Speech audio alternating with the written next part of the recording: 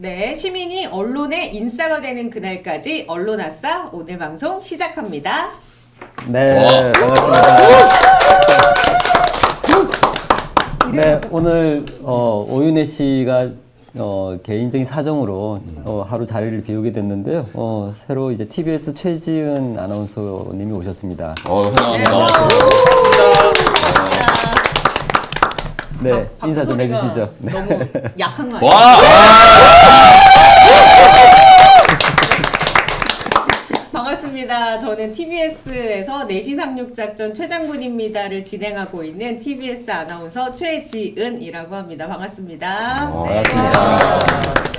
제가 오시기 전에 좀 어떤 분이실까 궁금해서 검색을 이제 구글링을 했는데 제일 처음 뜨는 영상이 강씨 모습을 가지고 영상이 강씨 나왔어요. 영상, 네. 네.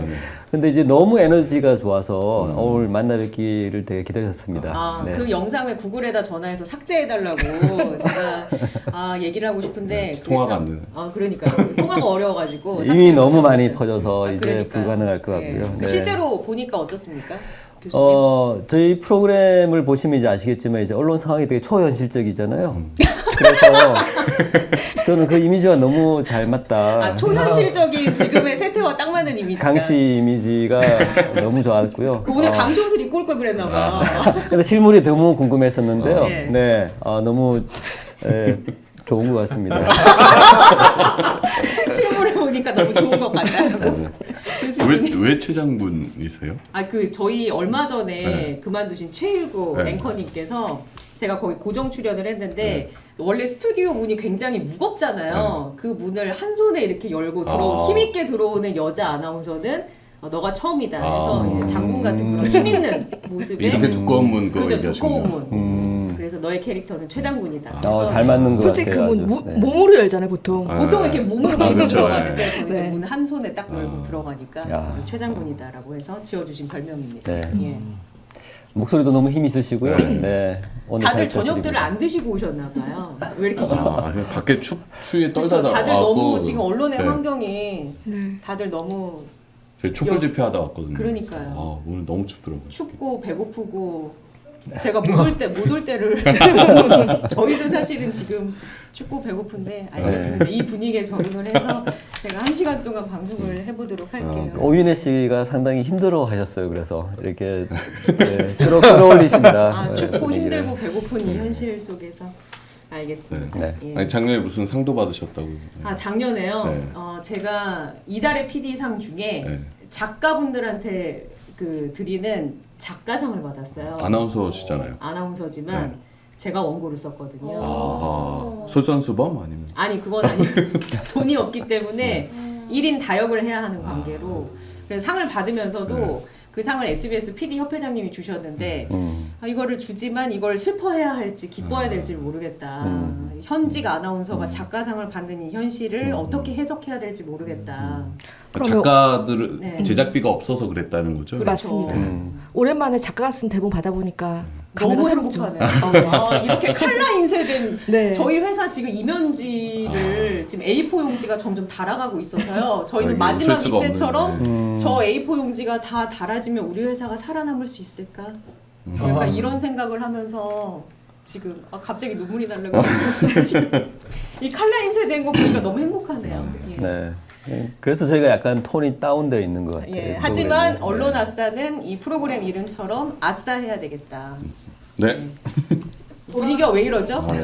예, 다 좀 소개 좀 해볼까요? 다 어떤 분이신지? 네. 국민의힘 아니죠? 빨간 옷 입으신 네. 분부터. 6개월째 빨간 옷을 입고 있는 언론노조 MBC 본부 본부장 이호찬입니다. 네, 반갑습니다. 네, 저는 오늘 비대위를 해산하고 아하. 언론노조 KBS 본부장 강성원입니다. 네, 저는 YTN 지부장 고한석입니다.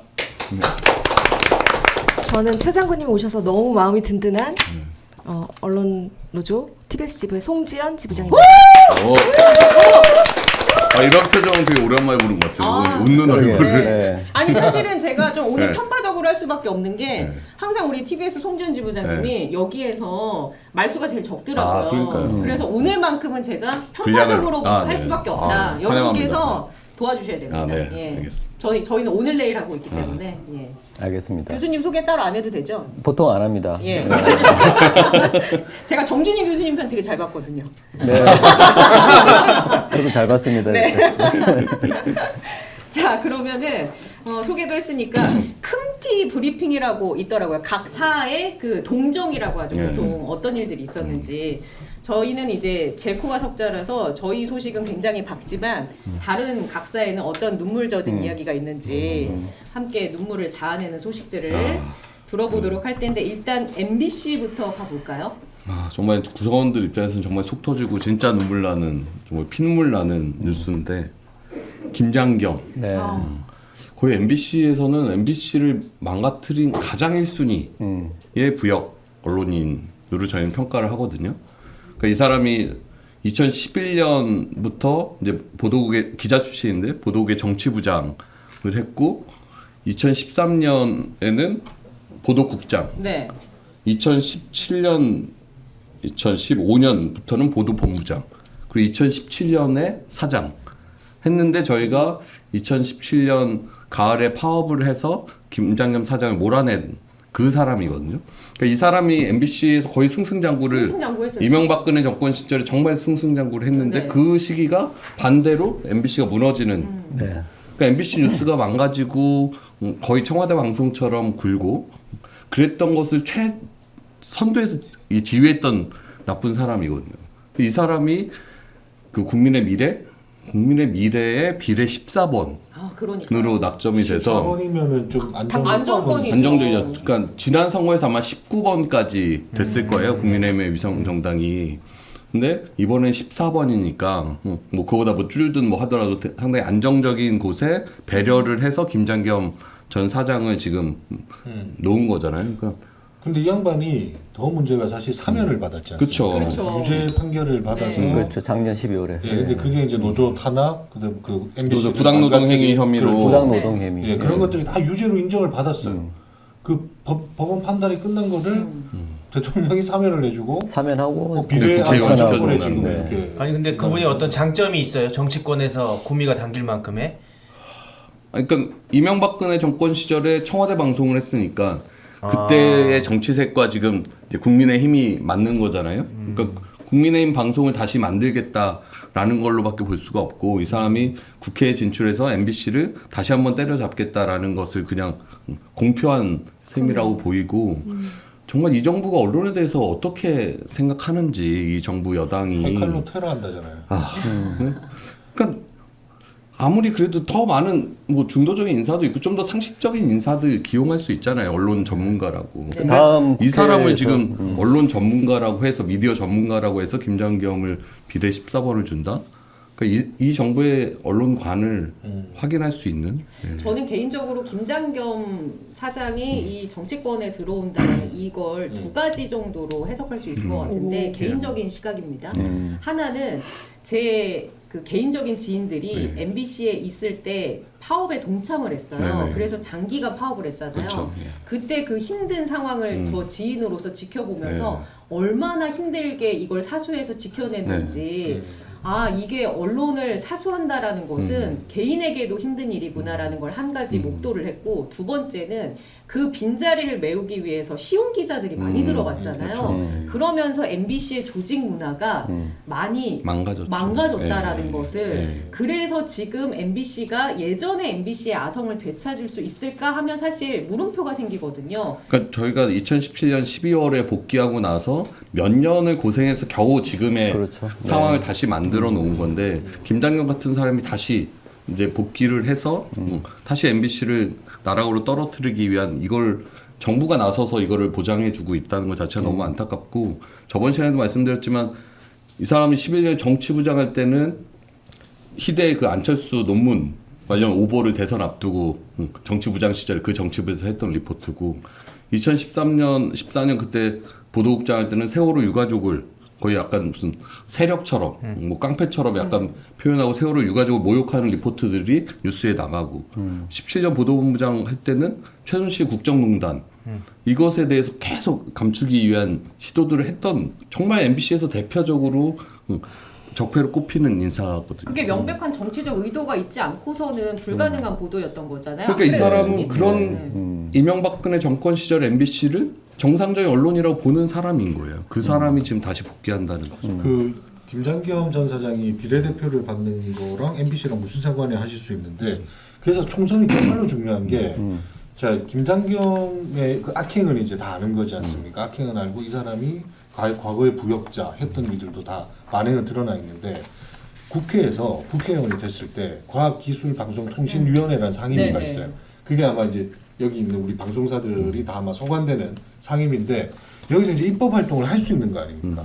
그 입법 활동을 해서 사실 뭐 저희도 지금 많이 당하고 있지만 MBC를 망가뜨릴 수 있는 입법화 이런 것들이 발의가 되고 그게 총선에서 지금 현 집권 여당이 뭐 과반 이상을 차지하거나 했을 때는 이제는 입법화로 가버리는 거예요. 국회에서. 그 예를 들면 어떤 입법들을 예상할 수 있을까요? 예를 들어 MBC 민영화를 위한 시도들, 그렇죠. 그다음에 네. 지금 방송산법 방송- 올라가 있는 부분을 이제 그럼요, 저지를 그럼요. 하거나 저지할 수 이제 있고, 새롭게 KBS 같은 뭐 경우 분리해 버리는 것들 뭐 이런 것들 지금 YTN은 이런 것들이 지금 제도화되지 않은 상황에서 했으니까 나중에 이런 것들이 잘못을 제가 따져 물을 수도 있는데 이게 입법화가 된다는 무력화한다든지. 것은 예. 그렇죠. 약간 불가역적인 상황으로 가버리는 거예요. 그래서 그러니까 굉장히, 방송사 예. 내부의 어떤 공정 방송을 하기 위한 이제 노조의 견제 장치들 이런 걸 무력화시키는 그런 시도들을 앞으로 계속해 나가겠죠. 비례대표가 이제 분야 전문가들로 채워지잖아요. 네. 1번 장애인 그리고 사회적인 어떤 요구들이 필요한 부분들인데 이 방송이나 미디어 전문가로 들어갔겠죠. 두 사람이 들어가 있잖아요. 한 사람 이제 12번 조선일보 유영 기자. 예.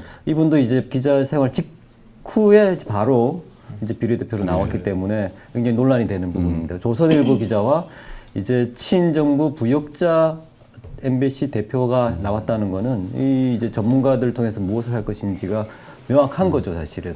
그러니까 이제 뭐 정부 여당의 목소리 이외의 미디어들을 우리가 체계적으로 억압하겠다라고 하는 어떻게 선전포고용 리스트인 겁니다. 이게 사실은 이게 어떤 전문가의 어떤 리스트라고 사람들이 착각할 수도 있어요. 사실은 이런 내용을 잘 모르는 분들에게는 사실은 많이 알려내야 되는 부분인 것 같아요. 딱 하나만 짧게 말씀드리면 또 이제 그 김장겸과 이제 다른 뉴스인데 이제 네. 방심위가 MBC에 대해서 계속해서 제재를 그렇죠. 내리잖아요. 근데 그 신앙님 김만배 녹취록 인용 보도 한 건에 대해서 네. 뉴스데스크에 4,500만 원, PD수첩에 1,500만 원 과징금을 내렸는데 법원에서 이거의 집행을 정지시키는 결정을 내려줬어요.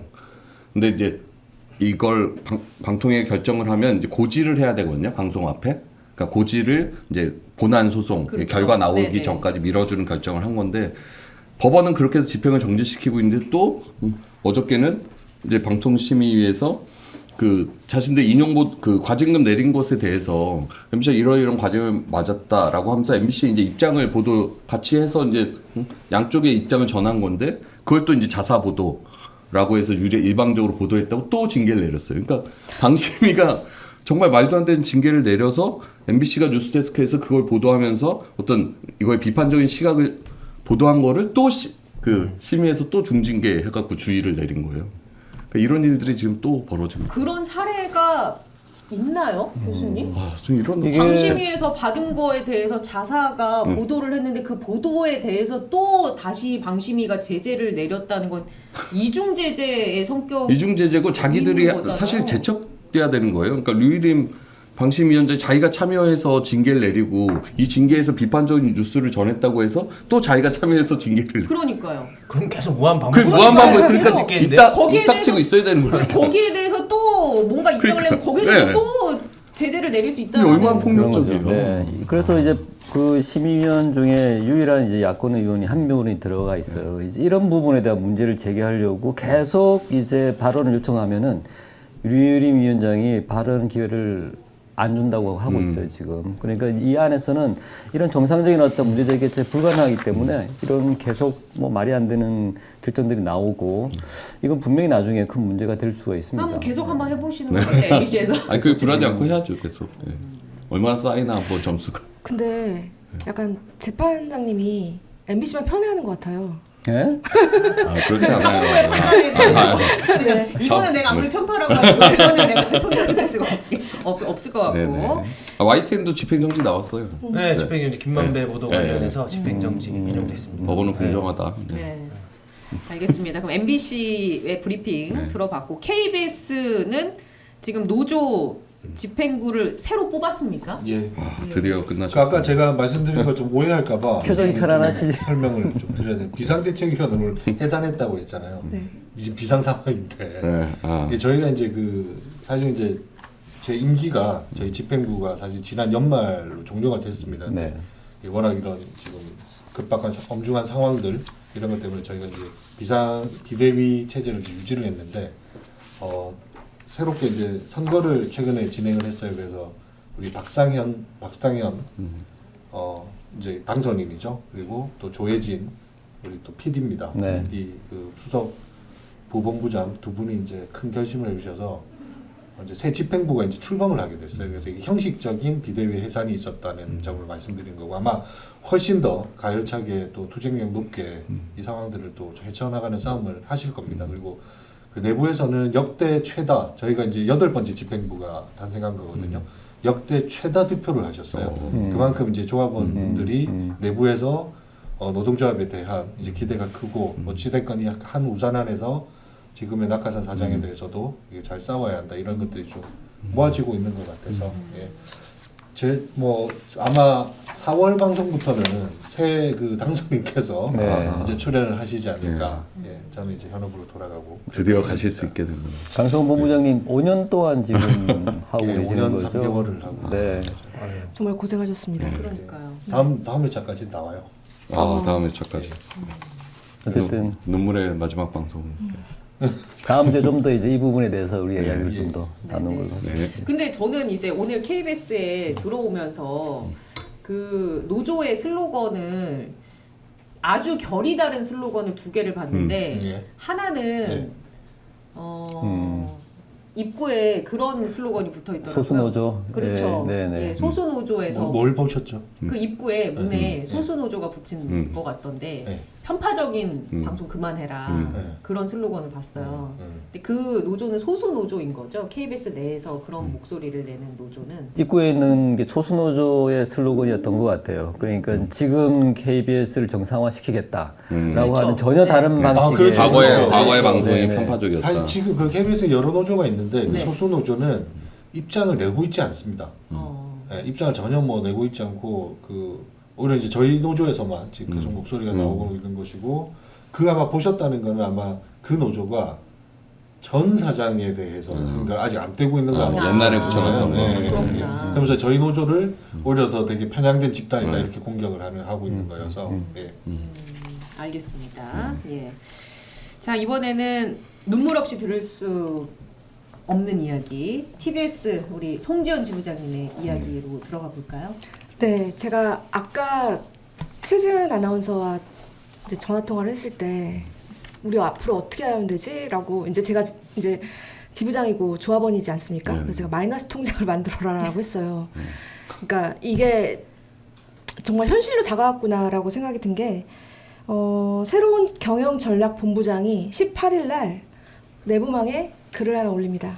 근데 그 글 내용이 어떤 거냐면 이제 더 이상 희망이 없다, 희박하다, 희박하다는 얘기였고, 그리고 최악에 대비하라. 배에서 내릴 사람들은 지금 내리는 것도 선택지다. 네. 그리고 서울시가 예산 지원할 가능성은 현재로선 없다라고 단호히 말했습니다. 그리고 막연한 희망을 주기에는 너무 엄중한 상황이다. 네. 근데 사람들의 반응은 뭐였냐면 진짜 엄중하구나 이런 게 아니라 고맙다고 하는 사람들이 있었어요. 왜냐하면 이제까지 저희 TBS에 대한 상황을 이렇게 구체적으로 알려준 것도 별로 없었거든요. 경영진은 늘 불투명하게 상황들을 대처했는데 지금 강한국 본부장은 그나마 이 상황을 정직하게 알려준 것만으로도 좀 사람들한테 안심을 주는? 네. 근데 뭔가 TBS 살리기 위한 노력들을 했나요? 너무 무책임한 것 같은데 이제 밖에서 봤을 때는 경영진들이. 그래서 저는 얼마 전에 이제 지금 최지은 아나운서의 얘기를 좀 들어봐야 될 텐데요. 사실 아나운서들이 되게 힘들다는 거를 제가 얼마 전 한겨레 인터뷰 같이 있었을 때 깨달았어요. 그러니까 아나운서들은 최전방에서 이 상황을 피할 수 없이 맞아야 되는 분들입니다. 근데 저희는 숨을 수도 있고 그러지만 최전방에 계시거든요. 그래서 아나운서님의 좀 얘기를 많이 들어보고 싶습니다.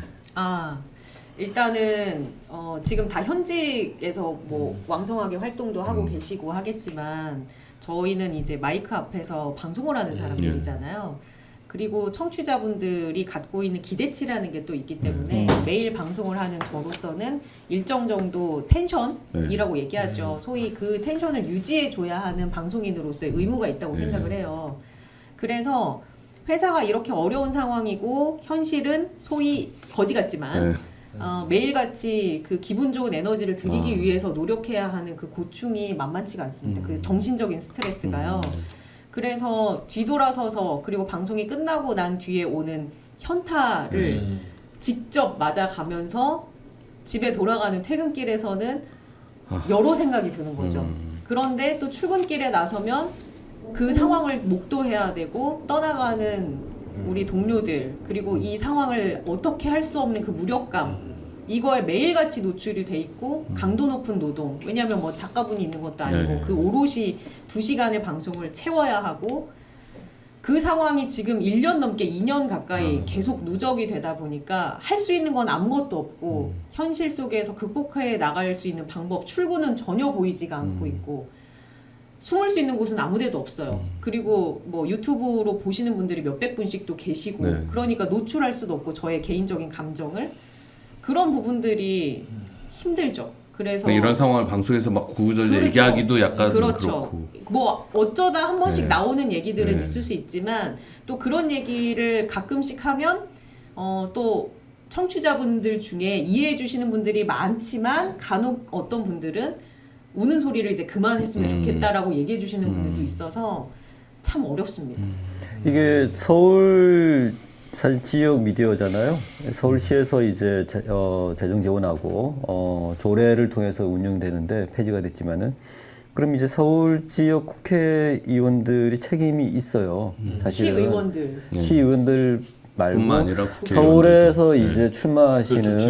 25개구 안에서 있는 선거구에서 나오는 분들도 사실은 서울 시민들의 투표를 받아서 하는 거잖아요. 그럼 이 TBS에 대한 책임들이 있단 말이죠. 여기에 대해서 근데 거의 많은 후보들이나 국회의원들이 이 책임을 잘 모르시는 것 같아요. 그래서 그리고 약간 외면하는 거. 제 개인적으로 좀 억울한 부분은 뭐냐면 두 가지인데요. 이거는 제가 방송을 통해서 꼭 한번 말씀을 드리고 싶었어요. 억울한 부분 두 가지는 하나는 지금 교수님께서 말씀해 주신 것처럼 저희가 소위 방송이 잘 나갈 때는 정치권에서 저희 채널을 이용했단 말이에요. 여권이든 야권이든 국회의원 분들이 그런데 이렇게 어려운 상황 속에서는 저희를 대변해주는 분들이 아무도 없어요. 여권이든 야권이든 목소리를 내주시는 분들이 아무도 없고 지금 총선을 앞두고 있지만 후보자들 중에서도 TBS를 위해서 애써보겠다라고 얘기해 주시는 분들이 아무도 없어요. 그러니까 우리는 정말 이용만 당하고 버려진 느낌이 드는 그 억울함이 하나가 있고요. 두 번째는 이제 시민분들도 이런 기사가 TBS와 관련된 기사가 나가거나 하면 양극화돼서 어떤 의견이 달리냐면 너희들이 소위 김어준을 내쫓았으니까 너희들은 망해도 싸 이런 의견과 너희들은 좌편향 됐으니까 망해도 싸 라는 이렇게 극단적인 의견으로 나뉘는 거예요. 그러니까 양쪽에서 모두 다 지지를 받지 못하는 것 같은 그런 느낌이 드니까 그러면 우리는 시민들의 어디로부터 지지를 받아야 되지?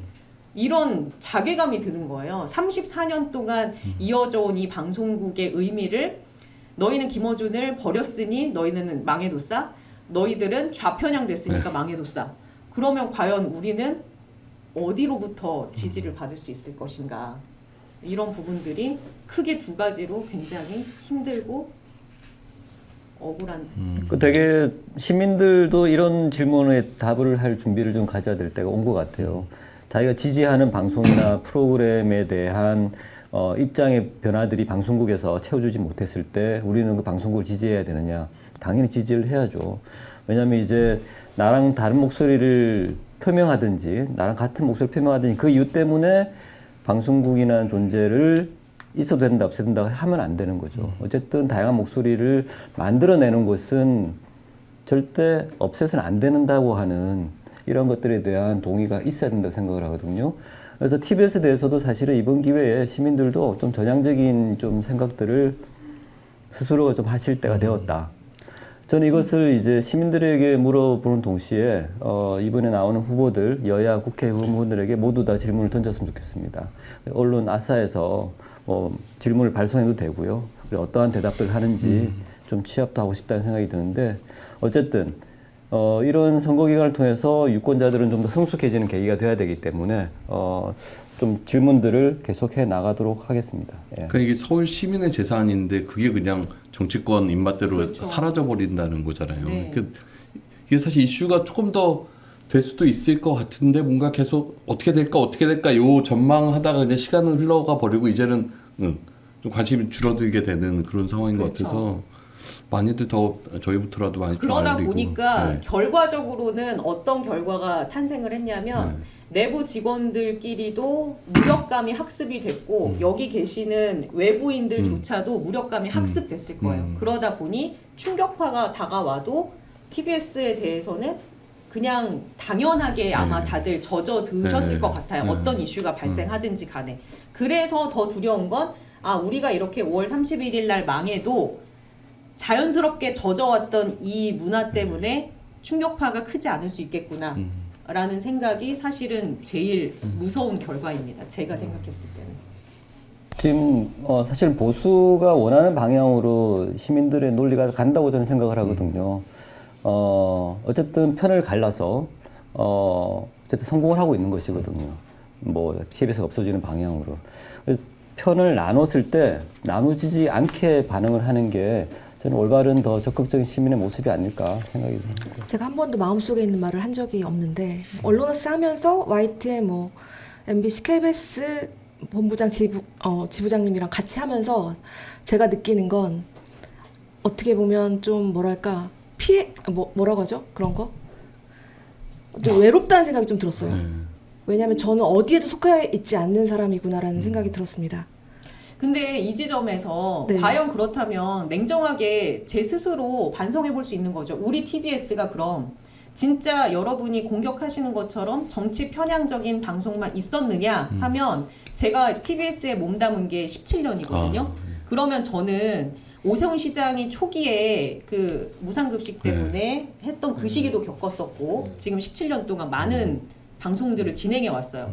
저는 자신 있게 말할 수 있는데 제가 코로나 시기 때 코로나 특보라는 프로그램도 진행을 했었고 굉장히 시민 여러분께 좋은 정보를 알려드리려고 숱한 직원들이 저는 명절 때도 단 한 번도 쉬어본 적이 없고 주말도 마찬가지입니다.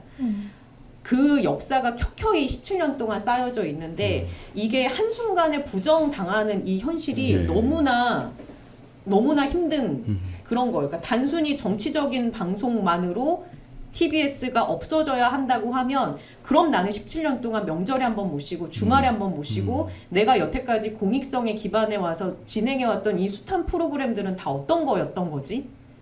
시장의 논리, 돈의 논리가 아니라 내가 진행해왔던 프로그램들은 다 그런 부정당해도 되는 것인가? 그게 다 역사 속에 쌓여져 있고 아카이브에 저장이 돼 있는 나의 역사는 어떻게 되는 거지라는 생각이 너무 가슴이 아파요. 네. 제가 이어서 하고 싶었던 말은 아까 뭐였냐면 YTN은 사용화되는 문제 그리고 뭐 KBS도 여러 가지 문제가 있지만 저희는 정말 없어지는 거예요. 너무 긴급한 상황인 거예요. 그런데 제가 여기 앉아서 이렇게 얘기하는 게 맞을까? 이런 고민들이 갈수록 좀 드는 부분이 있습니다. 그 정도로 저희 TBS 상황이 정말 이런 일이 일어날까에 대한 생각이 들어요. 그러면 네. 다들 그냥 그 5월 30일만 기다리고 계신 거예요? 왜냐하면 저희가 실질적으로 할 수 있는 일이 많지 않아요. 어떤 걸 할 수 있는지 네. 오히려. 저희는 사실 TBS 문제에 대해서 사회적으로 진지하게 논의한 게 별로 없어요. 저희 이제 이슈 아시아에서 이제 많이 이야기하고 있긴 한데 예를 들면 이거죠. 정치 편향성이 있다고 해서 방송국을 없애도 되느냐 이런 질문이 하나 있고요. 과연 정치 편향성이 뭐냐라는 질문도 우리는 답을 해야 된다고 생각을 해요. 그러니까 이제 스스로에게 지금 검열하게 만들잖아요. 우리는 정치 편향적이지 않았다라고 하는 사람들도 있고 정치 편향력이 뭐지? 정치라는 게 편향적으로 표현할 수밖에 없는 것이 아닌가. 문제는 이제 이것들을 어떻게 받아들일 것인가의 문제에 대해서 우리가 더 논의하는 게 저는 맞다고 생각하는 편이거든요. 이런 관점에 대해서 논의를 한 적이 거의 없어요. 그러니까 계속 편이 갈라지고 정치적인이 많이 이렇게 하면서 이 방송국을 폐지하는 것조차도 그 절반은 동의를 하게 만드는 거잖아요. 그래서 이 논의의 방향이나 어떤 방식들, 저는 언젠가 한번 정리를 해야 되고 TBS는 저는 굉장히 많은 질문들을 던져주고 있다라고 생각을 합니다. 뭐 오늘 이제 다른 이슈들도 네, 있으니까. 알겠습니다. 예. 자, 그러면 이제는 YTN의 네. 이슈로 한번 넘어가 볼까요? 아 예. TBS 얘기가 너무 심각하고 해가지고 제가 저희도 근데 심각하긴 합니다. 아 근데 TBS는요 제가 곁에서 이렇게 보면 이 서울시 의회 의장 여당 그쪽이 어떤 광기에 가까운 것 같아요. 이게 만약에 맞아요. TBS가 진짜 없어지면 대한민국 언론사에 아마 비극으로 남을 겁니다. 네. 저희 얘기해야죠. 네. 블랙리스트라고 명명은 했어요. 이게 무슨 얘기냐면 보도국 내에 촬영 기자들도 있고 영상을 편집하는 편집 기자들도 있어요. 그런데 이 기자들을 떼서 영상국을 신설하겠다는 내용의 문건이 발견이 됐습니다. 이 문건이 왜 문제냐면 첫 번째는 이 영상국 신설이 영상만 전문적으로 제작하는 자회사 신설의 전 단계라는 거예요. 그다음에 두 번째로 영상국을 신설하는 이유가 뭐 영상 기자들의 어떤 뭐 자존심을 높여주고 처우를 좋게 해주기 위해서가 아니라 노조의 조직력을 약화시키기 위해서라는 거예요. 영상 취재 기자들은 YTN 지부의 핵심 동력이고 그 이명박 박근혜 정권 당시 공정방송 투쟁에서 가장 큰 역할을 한 그런 직군들이거든요. 그래서 그 직군들의 힘을 빼기 위해서 영상국을 신설하고 자회사로까지 분리한다는 거죠. 그래서 아주 심각한 문건이라고 생각하고 거기에 보면 뭐 블랙리스트라고 해서 이 명단이 쫙 나오는 건 아니에요. 근데 누구라고 하면 알 수 있을 정도의 뭐 강성 노조원이라고 지칭하는 사람들의 명단이 분명히 있을 거다. 저희는 그렇게 추론하고 있고요. 그러니까 이게 정말 야비한 게 TBS도 그런 거잖아요. 이게 재원을 건드렸잖아요. 예산으로 목줄쳐서 그냥 아예 방송국 하나 지금 완전 없애버리는 거고 저희도 사실 그런 거거든요. 수신료라는 네, 것들을 네. 건드리니까 사람들이 기본적으로 우리 재원이 줄어드니까 당연히 그럼 앞으로 구조조정이라든지 뭐 지금에 갖고 있는 이런 권익들이 후퇴하는 것들을 네. 상상이 되지 않습니까? 그러다 보니까 이게 동력이 떨어지는 거죠. 움츠러들게 되고.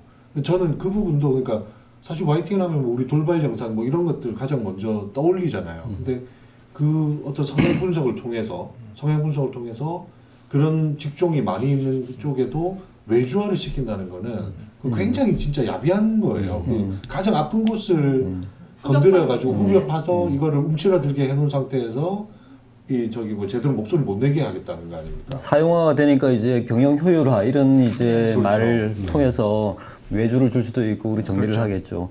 새로운 방식의 이제 뭐 탄압, 억압이 들어가는 거겠죠 이제. 어떻게 대응하실 거예요? 뭐 법적으로 이게 일단 만약에 조직 개편의 목적이 노조의 조직력을 약화시키는 거라면 이건 명백한 부당 노동 행위고요.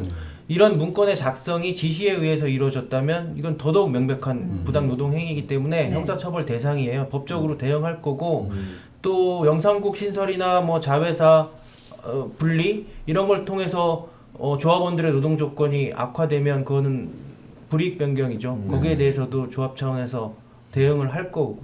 작성자가 내부인이에요? 작성자가 내부인이고 뭐 직접 만나서 물어도 보고 했습니다. 오마이뉴스 보도에 의하면 이런 말을 직접 했다고 해요. 영상 편집부 내 문제 사원을 처리하고 정치색 짙은 사원들의 편집 분야를 재조정하겠다. 라고 이제 오마이뉴스가 보도를 했습니다. 그러니까 이게 명백하게 불법 노동 행위를 네. 건의를 한 거죠. 동료 직원이 사장에게. 네, 명백한 현행법 위반이고요. 그리고 이게 결국에는 신임 사장에게 보내는 문서예요. 현황 보고라는.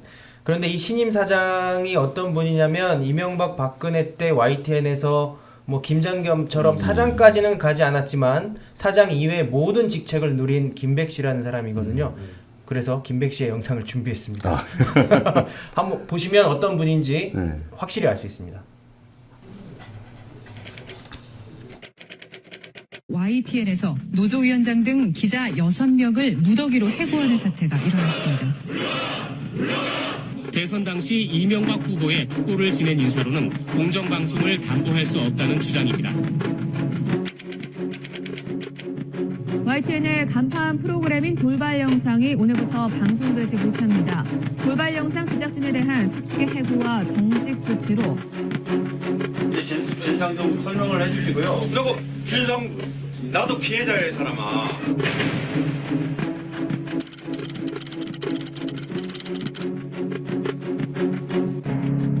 누굽니까?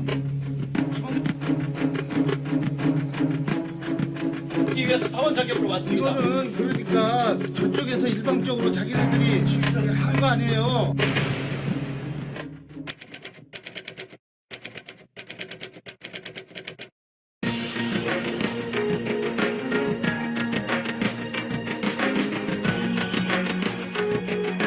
얼마든지 만일에 이게 뭐 불법 행위가 하면은 나중에 여러분들이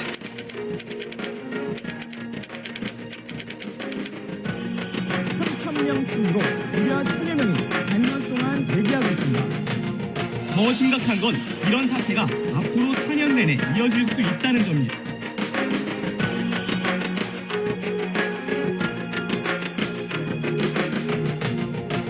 대통령 공약이라며 예산도 확보하지 않은 채 무작정 폭포부자는 경찰. 회의하는데 뭐예요? 알았어요. 저기요. 회의하는데.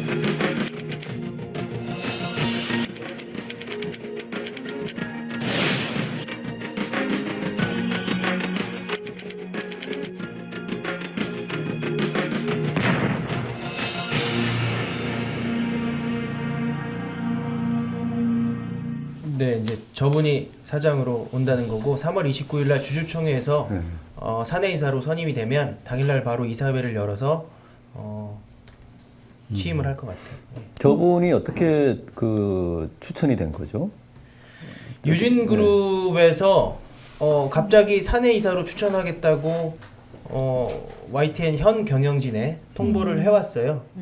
이제 저분이 어떻게 유진그룹과 선이 닿았는지는 뭐 추측하는 바는 있는데 이렇게 말씀드리기가 좀 그렇고 사실 확인이 안 돼 있어요. 네, 사실 확인이 안 돼 있고 물론 추측하는 바는 있고 그게 사실이라고는 생각이 됩니다. 아마도 정치권과 연이 닿아서 그럴 것 같고요. 이분이 어떤 활동했냐면 공정언론 국민연대라고 해가지고 그거 만들어가지고 뭐 김건희 디올백 보도를 거의 스토킹이다라고 이렇게 뭐 폄하하거나 후쿠시마 오염수 우려를 뭐 비과학적이다 이렇게 치부하기도 하고 뭐 정권의 나팔수 역할을 했죠. 그 공을 인정받아가지고 YTN 사장이 된다고 보면 됩니다. 지금 유튜브 댓글로 착한 악마님이 와주라 한다고 YTN 주식 사는데 계속 파래요라고. 여기 근데 예. 주식 리딩방이 아니니까 네. 이런 질문 네. 어떻게 대답해 주실 수 있겠습니까? 주식이 네. 계속 팔았다는데. 앞으로도 큰 기대는 하지 않으셔야 되는데 그냥 YTN 주식은 그 대한민국 언론의 공정성을 지키기 위해 투자한 거라고 보시면 되고 YTN이 공정한 보도하면 주가도 오르겠죠. 그냥 묻어두시라고. 네, 그렇습니다. 기대하지 자기- 말라는 예. 말을 어렵게 좀 하신 것 같고요. 저 처음으로 주식 샀는데 네. YTN 주식. 네. 알겠습니다. 잘 보고 있습니다.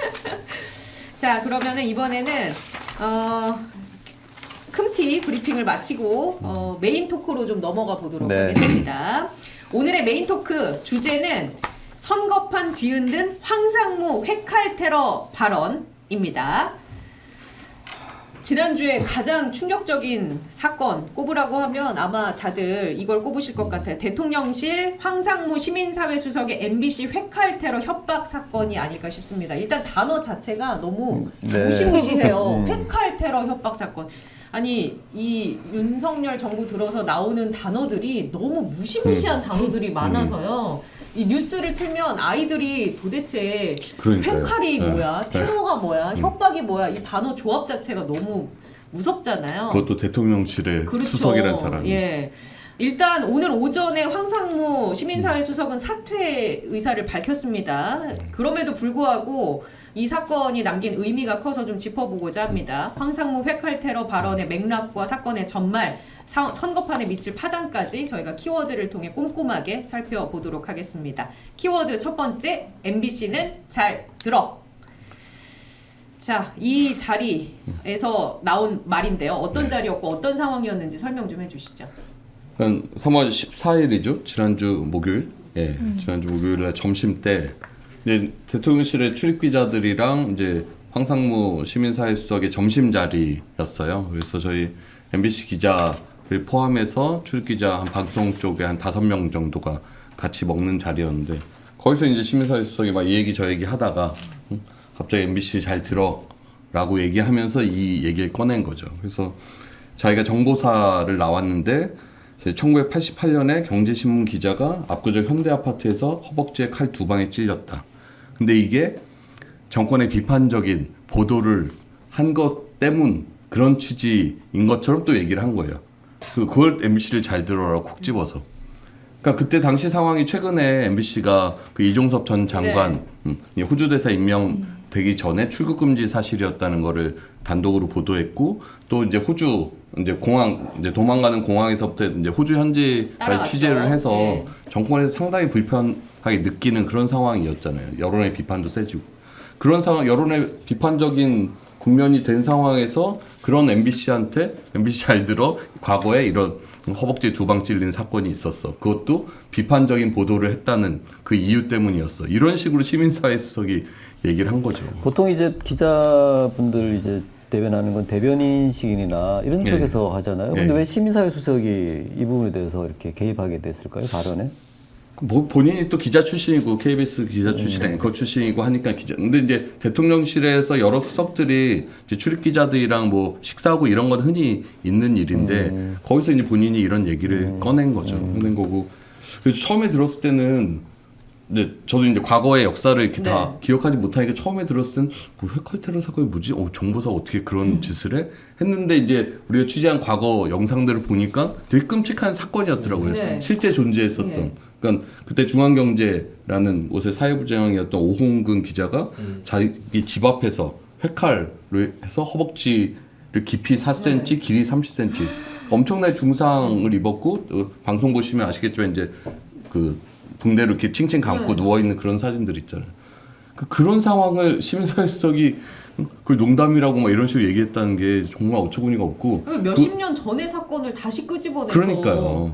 그것도 MBC는 MBC는 잘 들어라고 얘기하고 또 이제 모 기자가 왜 섬뜩하게 MBC만 잘 들어라고 얘기를 하냐 하고 했더니 그냥 농담이다 흐흐 하고 이거 안에다 정보 보고하지 말라 이런 얘기까지 덧붙인 거거든요. 근데 오늘 제가 한 커뮤니티에 갔더니 네. 그 소위 찌라시라고 하는 게 돌더라고요. 그래서 황상무 수석 발언의 전모해서 그 글을 좀 요약해 보면 황상무 수석이 처음에는 방송 기자들 모임에 MBC 기자가 있는 줄 몰랐고 다른 방송 기자들만 있는 줄 알았고 아주 분위기 좋은 상태에서 본인이 뭐 이런저런 얘기하면서 아이 뭐 과거에는 이런 테러도 있었고 DJ 시절에는 뭐 이런 세무 사찰도 있었고 조중동 사주가 구속되는 때도 있었고 우리는 절대로 그런 짓 안 한다.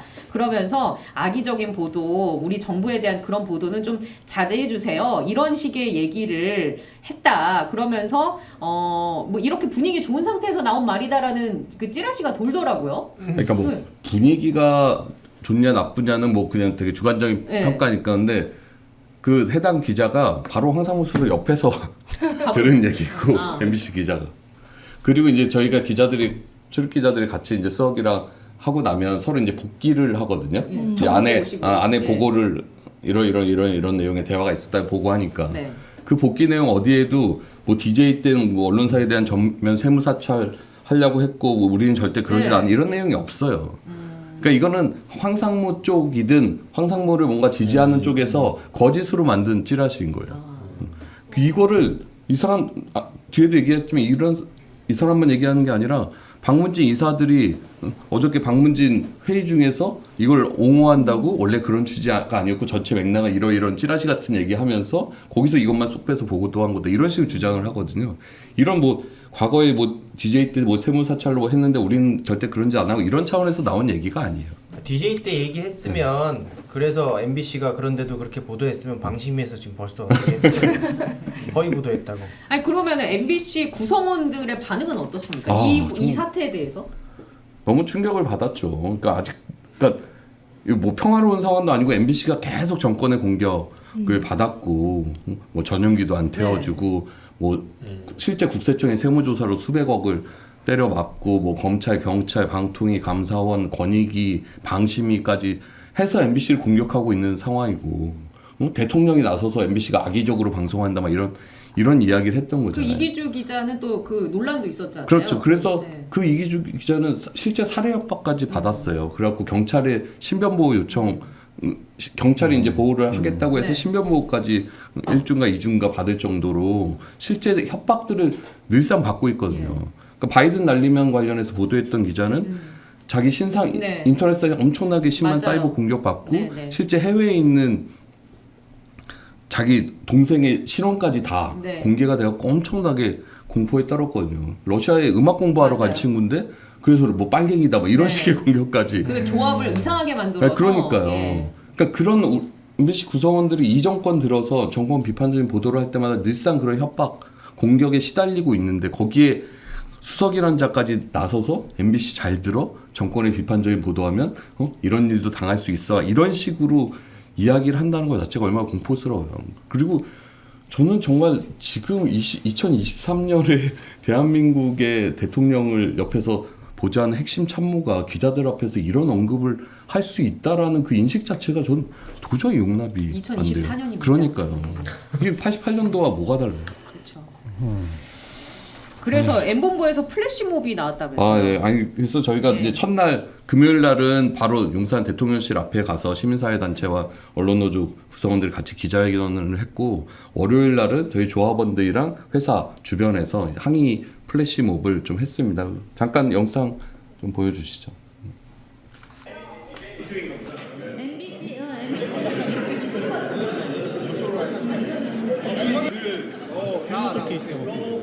윤석열 대통령은 잘 들어라. MBC에 대한 테러 압박 중단하라.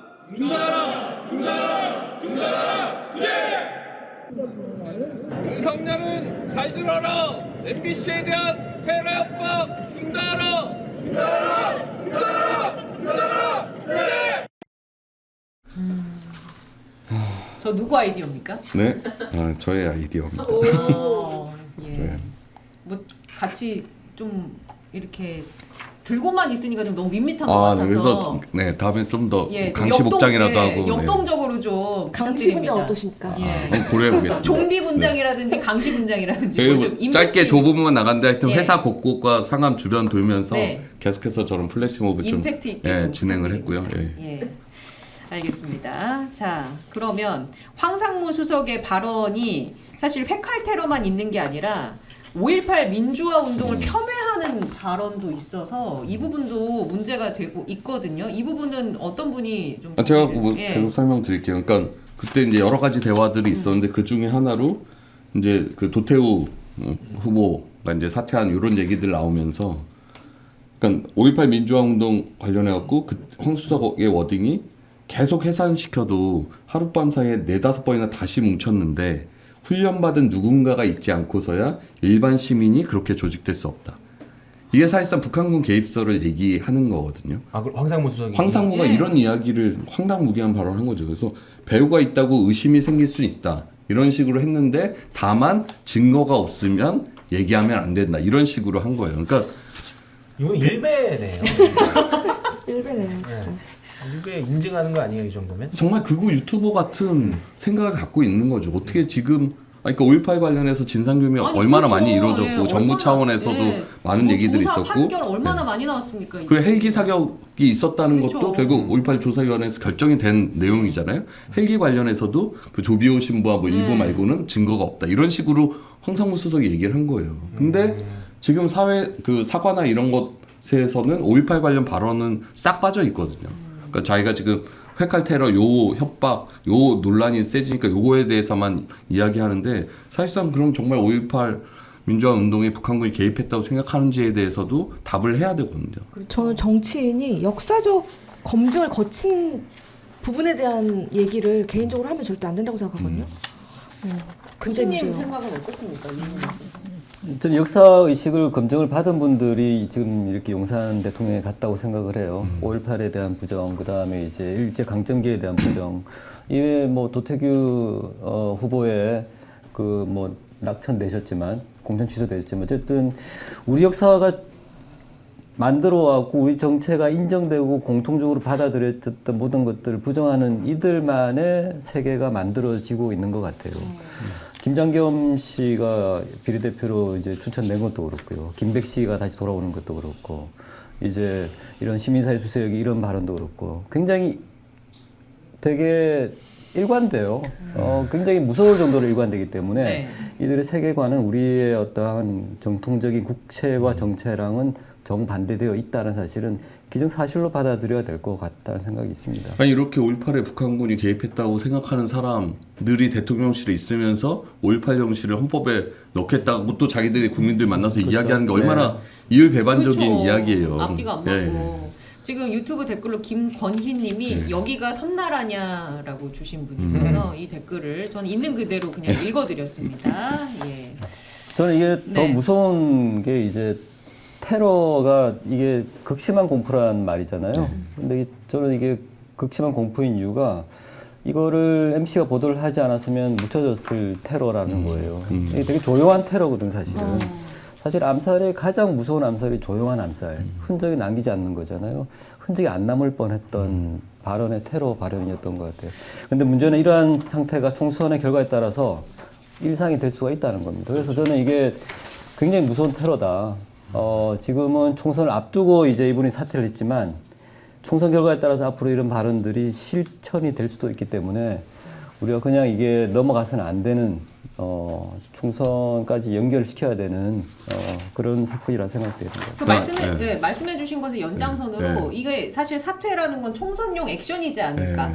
총선이 있기 때문에 이 황상무 그쵸. 수석이 사퇴를 하지 않았을까라고 해석을 충분히 할 수 있지 않을까? 월요일, 그러니까 일요일 날 황상무 수석이 네 줄짜리 그냥 입장문 내고 거기도 5.18 관련한 뭐 사과 이런 거 없었잖아요. 그 다음 월요일인가 대통령실이 입장문 내서 뭐 우리 정부는 무슨 언론 자유 보장하는 게 우리의 철학이다 뭐 이런 식의 얘기들까지 했잖아요. 그러니까 그때만 해도 황상무 사퇴시키지 않겠다라는 인식이었는데 하도 여론이 안 좋고 또 이제 국민의힘에서 이제 내부적으로 수도권 후보들이 계속해서 이제 문제 제기를 하고 한동훈 비대위원장도 이제 여론이 심상치 않구나라고 생각하니까 그때서 이제 결국 어부지로 그러니까 결국 이렇게 사퇴를 한 건데 이것도 사실 사퇴하려면 대통령실 정식 뭐 사과를 하고 왜 사의를 수용했는지 뭐 설명을 한다든지. 근데 오늘 새벽에 6시 49분에 대통령실 문자 보낸 거예요. 사의 수용했다고. 딱 그 내용만 달아갖고.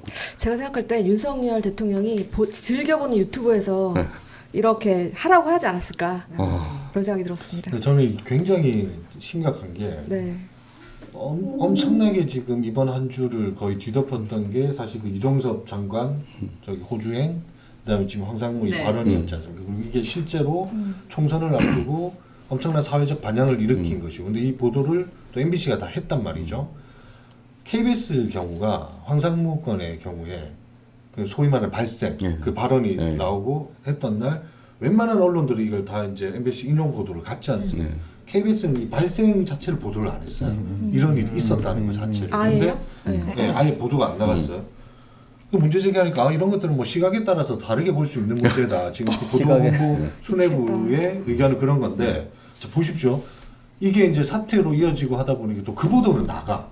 사퇴는 나가. 근데 왜 황상무가 사퇴를 하는지에 대한 거를 KBS 뉴스를 보시는 시청자분들은 계시지도 않겠지만 네이버를 검색해야지만 알 수 있어요. 그 맥락을 전혀 파악 못한 채 그냥 사퇴만 했다.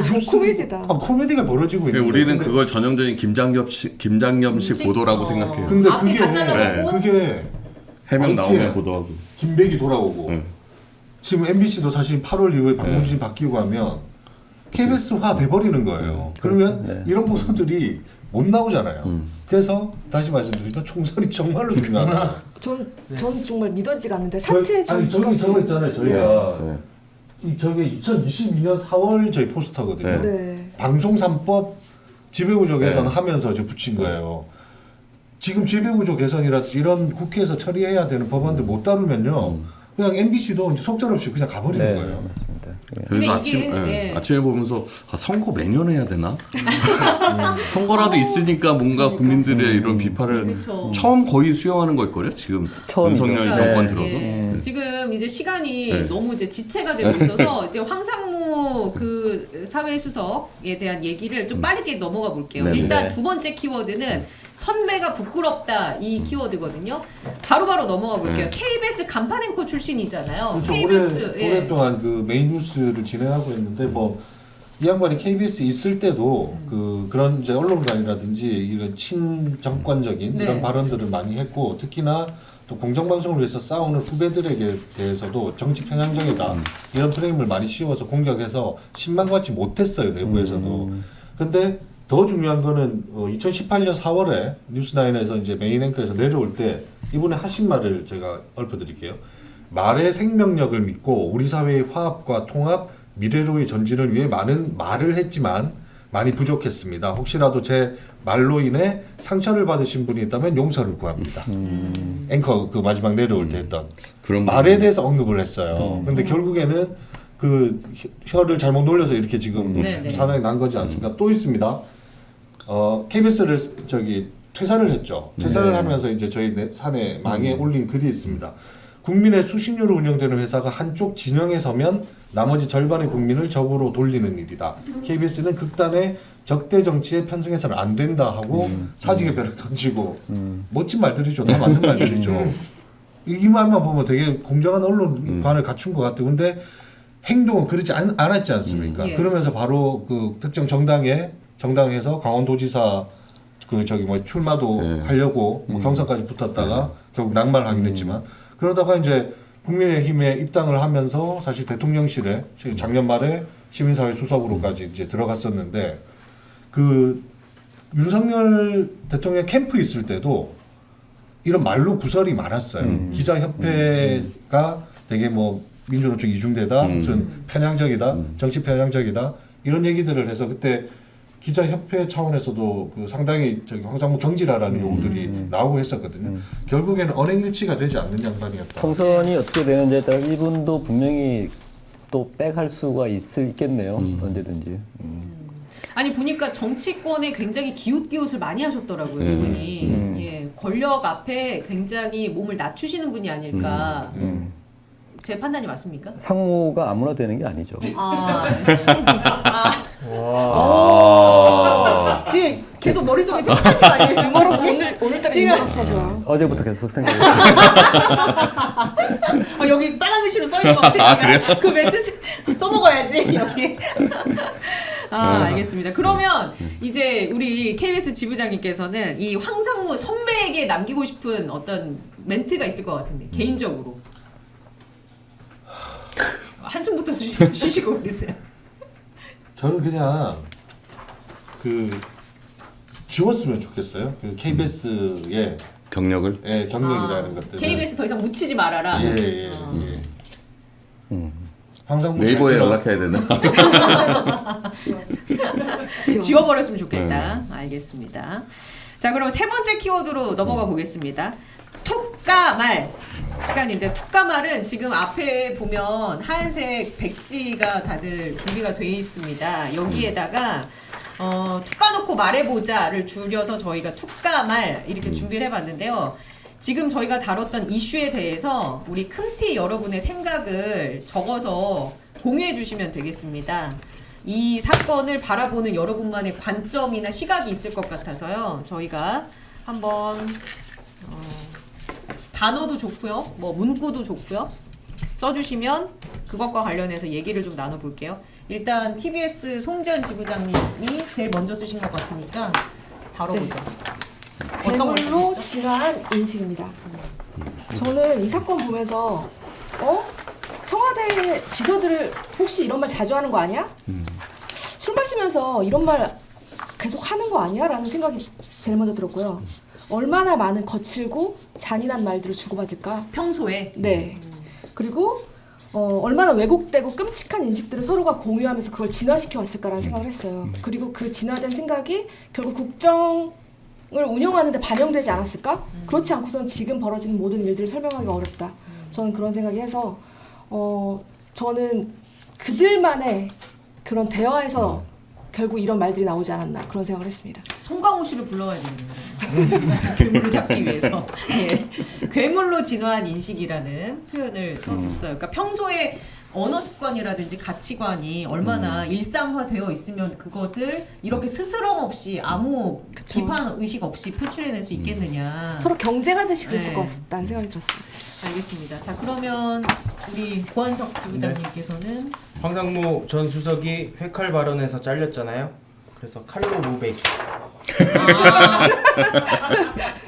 칼로.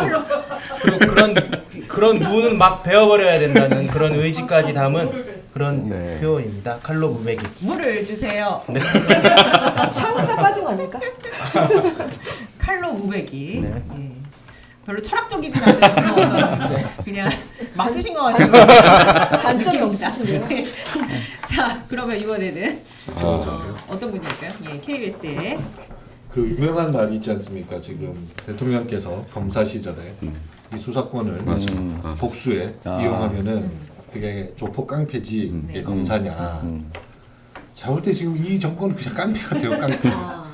아니 그 회칼로 그 지금 어디 진짜 조폭 양아치들도 그런 말 잘 쓰나요 이게? 그 회칼 테러를 그냥 백두대낮에 시민사회 수석이라는 자가 그것도 기사들 읽는 자리에서 그 공식적인 자리지 않습니까 그 자리가. 그렇죠. 그리고 특히나 그 MBC가 있고 이거는 저는 뭐 협박을 넘어서 사실상 테러라고 생각을 해요. 요새 MZ 세대들이 만약 그 식사 자리에 있었잖아요. 그러면 바로 그 뭐죠? 직장 내 괴롭힘. 그 직장 내 괴롭힘 여기에 바로 신고 들어갈 수도 있어요. 그렇죠. 그 정도의 발언 수준이라면. 예. 그래서 저는 이 단어 깡패다. 예, 알겠습니다.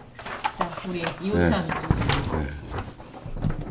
지부장님. 저는 유체 이탈도 이런 유체 이탈이 있나.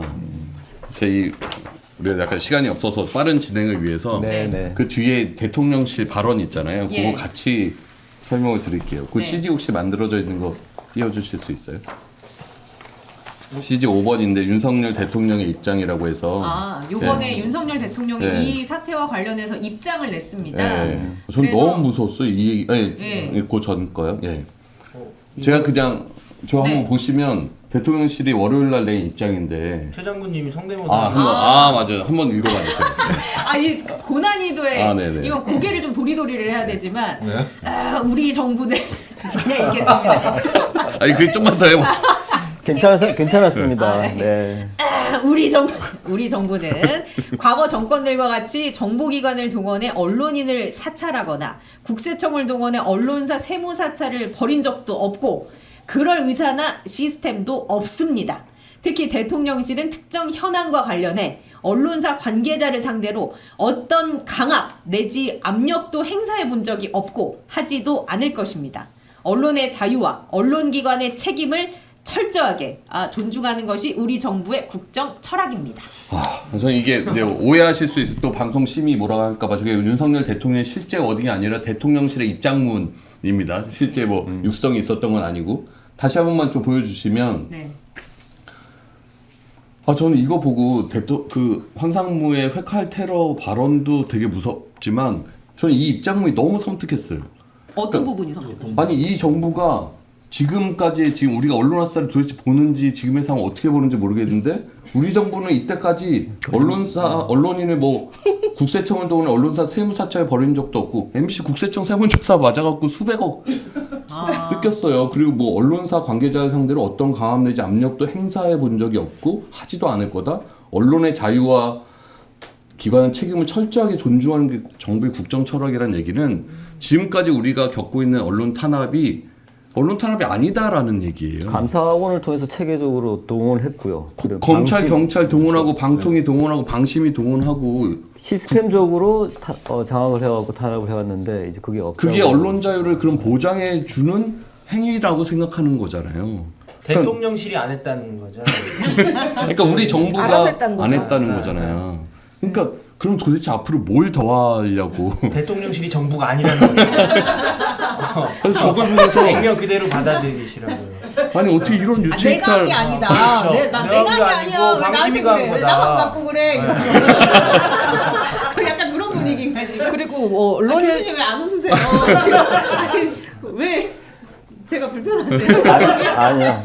아니 이렇게 KBS, 다음에, 네. MBC, YTN, TBS가 이렇게 철저히 탄압받고 있는데 이 정부의 국정 철학은 언론 자유를 존중하는 거다라는 거를 그것도 심지어 획갈 테러에 대한 반박으로 저 얘기를 낸다는 것 자체가 전 두 가지 지적하고 싶은데요. 언론인을 사찰하거나 세무 사찰을 할 때 시스템이 필요할까요? 그 시스템을 만들어서 그렇게 하는 경우는 없을 것 같고요. 그리고 마지막 문제 말이 안 됩니다. 언론의 자유와 언론기관의 책임을 존중한다? 책임을 존중한다는 게 저는 좀 이해가 안 가거든요.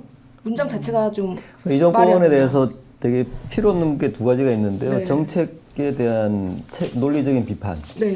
그다음에 죄송해요. 네. 어떠한 뭐 성명서에 대한 문법 체크와 비문 이런 거 따지면 우리가 이두 개는 아니, 되고 이렇게 안 해도 되는 대변인실에서 거예요. 이건 체크해줘야죠. 그러니까 언론기관의 책임 그거는 아마도 공영방송으로서의 책임을 못 다하니까 그거를 지키게 하겠다라는 거를 내비친 것 같아요. 그러니까 그 말이 안 돼. 그게 탄압이에요. 공영방송이 그런 식으로 개입하는 개입하는 맞지 게. 않지 않습니까? 그러니까요. 그런 거 따지지 말라고. 네, 알겠습니다. 따지지 말아주세요. 예. 그래서 윤석열 대통령의 입장이 섬뜩하다. 네. 네. 이들이 말하는 자유는 도대체 무엇이고, 그러니까요. 이들이 그렇게 여태까지 일을 벌려놓고 네. 본인들이 도대체 한 것에 대한 비판 의식이나 이런 게 있느냐. 그러니까 나는 한 게 아니다. 그럼 과연 누가 했느냐. 이런 부분을 곱씹어 봐야 한다라는 쪽으로 우리가 요약을 할 수 네. 있겠습니다. 자, 그럼 5번째 키워드로 넘어가 보죠. 입틀막에 이어 칼틀막이라고 정해봤습니다. 사실 너무나 이 풍경도 이거 우리가 진짜 제가 말씀을 드렸지만 뉴스를 아이들이 봤을 때 과연 무슨 생각을 할 것이냐. 입이 막 틀어막혀져서 쫓겨나는 모습을 한 번도 아니고 몇 번씩 목격해야 되는 이런 상황들. 기자들에게 회칼 협박을 하는 이런 상황들. 그러다 보니까 대한민국에서 스스로 내 의견을 표현하는 데 있어서 자기 검열을 하는 시대가 도래하지 않았나라는 생각을 해보게 됩니다. 언론인들은 아마 체감하는 게 일반인보다 더하면 더했지 덜하지 않을 것 같은데 어떻습니까? 지금 현장에서 취재하는 기자들이 이런 상황들을 호소하나요? 근데 차라리 호소하면 저는 좀 더 다행이겠다 싶긴 한데 여전히 뭐 YTN, MBC는 뭐 이렇게 취재 현장에서 뭐 왕성한 취재력을 보여주고 계시잖아요. 이제 KBS가 이제 더 할 말이 있을 것 같아서 일단 기본적으로 제가 숫자까지는 뽑아보진 않았습니다만 역대 가장 지금 많은 휴직자들이 나오고 있어요. 특히 제작진들. 맞아요. 근데 이제 회사가 단협이나 이렇게 보장된 휴직들은 다 막았어요. 사람들이 다 빠지면 공장이 안 돌아가니까. 근데 육아휴직 같은 법정 그 휴직들 있지 않습니까? 이런 것들은 회사가 제재를 못 한단 말이죠. 근데 그 추세가 굉장히 지금 많이 늘고 있는 건 맞습니다. 뭐냐면 회피하고 싶은 거죠. 이 제작 현장을 의미도 못 찾는 것이죠.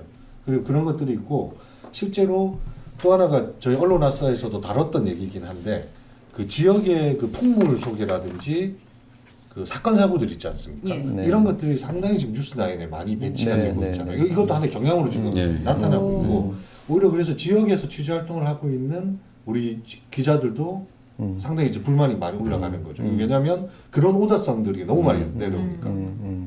지금 그래서 뭐 이거 두 가지 상황만 봐도 KBS에서 이거는 뭐 자기 검열 수준을 넘어서 아예 그 기자들 자체들도 이런 상황들에 대해서 도저히 의미를 찾지 못하는 것이고 이런 분노들이 너무 많이 쌓이죠. 그리고 뭐 지금 저희도 오늘 촛불하고 계속 왔지만 뭐 세월호 같은 경우는 말도 안 되는 것으로 내야 될 방송들은 정작 못 나가게 하는 것이고. 근데 저는 그게 기자들이 자기 검열을 한다고 생각하잖아요. 이건 자기 검열하고 조금 다른 결이지 않습니까? 아니, 뭔가를 좀 할 수 없다는 무력감들도 그렇죠. 굉장히 이제 큰 상황이고 네. 근데 이런 것들이 아마 더 쌓이면 이게 어떤 순간 더 큰 분노로 이게 표출이 될 문제이지 오히려 뭐 기자들이 이걸 자기 검열하면서 위축되거나 뭐 이렇게 수축하거나 그러진 않을 것 같아요. 보도를 KBS에 대한 지금 총선 보도 저희가 분석을 하고 있잖아요. 되게 예외적인 게 뭐냐면 조국에 대한 보도가 제일 적은 방송사가 KBS로 KBS, 나타났어요. 한 건 보도를 했는데 흥미로운 건 SBS도 그렇다는 거예요. SBS는 어떤 압박이나 장악이 들어가 있지도 않은데도 이제 그런 회피하는 것은 SBS는 태형 문제가 걸려 있어서 좀 어떠한 이슈와 관련돼서 이제 그런 부분이 있는 것 같은데 어쨌든 자기 검열이 아니라 정부를 위한 적극적인 보도가 늘어나는 것 같아요. 이제 그런 선택들이 이제 그게 앞으로 이제 총선 이후에 우리가 알아야 될 사실들이 자동적으로 묻히게 되겠죠. 몰라도 되거나 아니면 어떤 의도를 갖고 있는 메시지들이 더 많이 나오게 되는 그런 걸로 이어지지 않을까 싶습니다. 아까도 말씀하시긴 했지만 그때 현장에 5명의 기자들이 있었단 말이에요. 회칼테러 네, 그걸 얘기가 똑같이 나온. 들었는데 네. 거기서 이제 MBC만 이걸 보도했단 말이에요. 그 이후에도 이제 MBC의 보도를 당일날 인용해서 보도한 기사들은 많지 않았어요. 다음날 정치권에서 논란이 되니까 이제 그 논란을 해서 이제 보도하는 언론사들이 많았는데 그게 사실 보여주는 거라고 생각해요. 그러니까 보통의 대통령실이나 뭐 국회도 그렇고 어떤 이제 대통령 수석과의 점심 자리나 이런 거는 관행적으로 약간 오프 더 레코드, 그러니까 기사를 쓰지 않는 조건을 그게 딱 박진 않지만 그냥 의례 그렇게 생각들을 해요. 그렇더라도 어떤 정말 심대하게 중요한 이슈들이 나오면 보도를 해야 그게 사실 언론의 역할이잖아요. 이거는 사실 기존의 관행을 뛰어넘는 폭력적인 발언들이 나온 건데 국민들의 알 권리를 위해서라도. 그렇죠. 근데 이거를 보도하면 이후에 대통령실 취재가 쉽지 않아진다라는 인식. 그러니까 그런 것들이 있으면서 섣불리 보도들을 못하는 거예요. 근데 아마 또 다른 정말 중요한 이슈여서 이게 뉴스거리가 된다고 했는데 한 언론사가 오프를 깨고 보도해. 그럼 그 언론사 핑계 대면서 그 언론사 발로 해서 보도할 거거든요. 근데 이 사람들은 그렇게 보도를 못 하는 거예요. 그러니까 그런 거 자체가 좀 지금의 상황을 좀 보여준다라고 생각이 들어요. 그 아까 얘기 초기로 잠깐 돌아가면 MBC가 김장겸 사장 때 파업을 겪었지만 MBC가 살아나기까지 몇 년이 걸렸잖아요. 그렇죠. 근데 지금 이 언론사 전반적으로 무너지고 있는 이 상태가 지금 이 불씨를 되살리지 않으면 저는 굉장한 타격이 지속될 거라고 보거든요. 다시 살아날 수 있을 제일 것이냐. 중요한 거죠. 예. 저는 다시 살아나기가 어려울 것이다라고 보거든요. 그래서 이 언론아싸라는 프로그램이 중요한 역할을 하는 것이고 거대한 쓰나미가 몰려오는 상황 속에서 우리가 어떻게 살아남아 갈 것이냐. 분기점에 놓여 있다. 갈림길에 놓여 있다라는 얘기를 좀 드리고 싶다. 그리고 그러면 이제 칼틀막, 입틀막에 대해서 좀 더 덧붙여 주실 이야기가 있으신 분 있을까요? 이거가 이제 저희가 하나 질문이 자유에 대한 거잖아요. 그렇죠. 저는 이게 하고 싶은 중요한 주제라고 생각되는데 자유에 대한 오해가 있다. 자유가 사실 돈과 같은 거거든요. 이게 돈의 거래 질서를 누가 만드냐면 돈이 있는 자들이 만들어요. 그 자유도 마찬가지거든요. 자유가 돈과 같아서 자유가 더 많은 사람들이 있어요. 그들이 자유가 어떻게 결정되는지 결정하는 사람들이거든요. 윤석열이 지금 정권이 그걸 하고 있습니다. 자유를 굉장히 많이 강조하잖아요. 그 이유는 그들이 더 많은 자유를 갖고 있어서 그렇거든요. 그리고 자유가 어떻게 누가 결정되고 누가 더 향유할 것인지를 이들이 결정을 해요. 그래서 저는 이들은 언론 자유나 시민들의 자유를 위해서 뭘 한다는 말 대신에 모두를 위한 자유를 위한 정책을 해야 된다는 이야기를 하는 게 되게 중요하다 생각합니다. 윤석열 대통령이 얘기하는 자유는 마치 내가 갖고 있는 자유를 너희들에게 베풀어 줄게라는 식의 정확하게 이제 그런 의미로 봐야 되죠. 언론의 자유도 내가 생각하는 언론들만의 자유를 이야기하는 것일 테고 저희한테는 안 베풀어줘요. 그러니까요. 그래서 저희가 이렇게 지금 배고프고 춥고 여기에서 이렇게 방송하고 있는 거예요. 윤석열 대통령 심지어 기소할 자유까지 갖고 있잖아요. 그렇죠. 우리의 자유는 아무것도 없고 지금. 그렇습니다. 네. 저희가 오늘 굉장히 시간이 늦어지고 있는데요. 네. 그러면 이제 마지막 키워드로 넘어가 볼까요? 뿅뿅뿅은 들어라 이걸로 정해봤습니다. MBC는 들어라라는 그 키워드에서 저희가 좀 착안을 해서 요새 유행어가 된 것 같은데요. 다들 한 분씩 돌아가면서 한 분을 지목하셔도 좋고 뭐 어떤 사물이든 어떤 대상을 지목을 하셔도 좋습니다. 따끔한 충원을 해주시면 될 것 같아요. 그래서 뿅뿅뿅은 들어라. 어떤 분에게 충원을 하실 건지 제가 오늘 먼저 마지막 하겠습니다. 키워드입니다. 오세훈 서울시장은 들으세요. 네. TBS 폐국을 그냥 방치할 것입니까? 그러면 차기 대권은 물 건너갈 것입니다. 아, 섬뜩하게. 그게 중요하신 분인데. 네. 다음 분. 끝이에요? 네. 지목해 주세요. 시간이 없어가지고 제가. 네. 저 그러면 와인님. 예? 뭐 게임인가요? 지목해달라고 해서. 들어라. 저는 회칼은 들어라. 언론인 찌르지 말고 물을 베어라. 네. 지목해 주세요. 다음 분. 이거 되게 이상하게 하네요. 강 본부장님께서 해주시죠. 저는 정권은 들어라. 어떤 정권도 이렇게 언론 탄압하다가 끝이 좋았던 정권은 없습니다. 늘 이게 언론 자유가 항상 승리하게 돼 있고 우리 언론이 그래도 이게 자유를 지평을 더 넓히는 그 싸움들을 해왔고 늘 이겨왔기 때문에 잘 들으세요. 어떤 정권도 언론을 탄압해서 끝이 좋았던 권력은 없었습니다. 그래서 마지막으로 하면 윤석열 정권은 들어라. 고마해라. 많이 먹었다. 아이가. 정말 MBC 많이 무겁습니다. 고마해라 좀. 계속 배가 고픈 사람들. 네. 알겠습니다. 자, 그러면 이제 오늘 마지막 키워드까지 저희가 살펴봤고 오늘 좀 평소보다 긴 시간 함께 해주신 분들 감사하고요.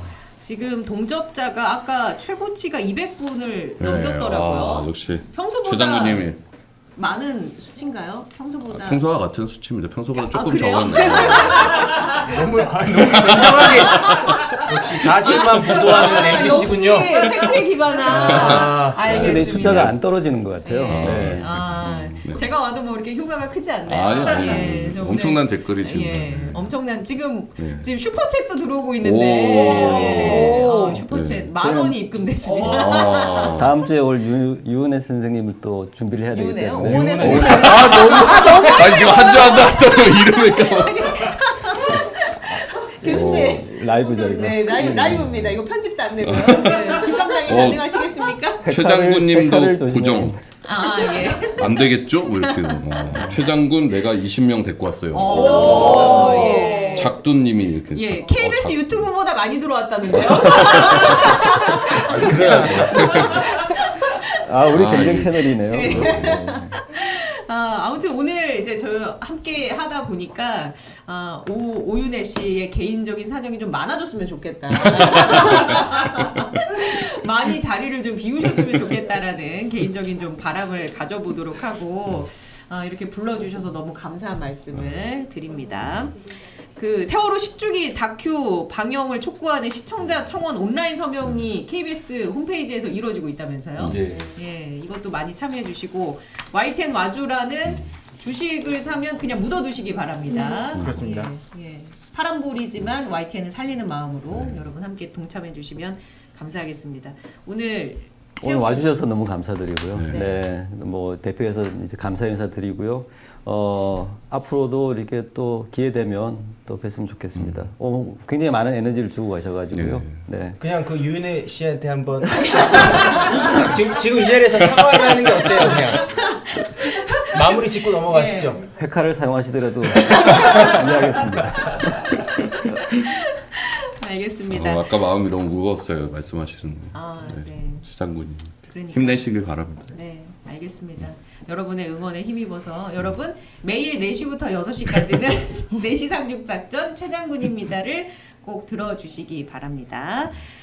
저는 여기에서 인사드리고 물러가도록 하겠습니다. 시민이 언론의 인싸가 되는 그날까지 언론. 아싸! 고생하셨습니다.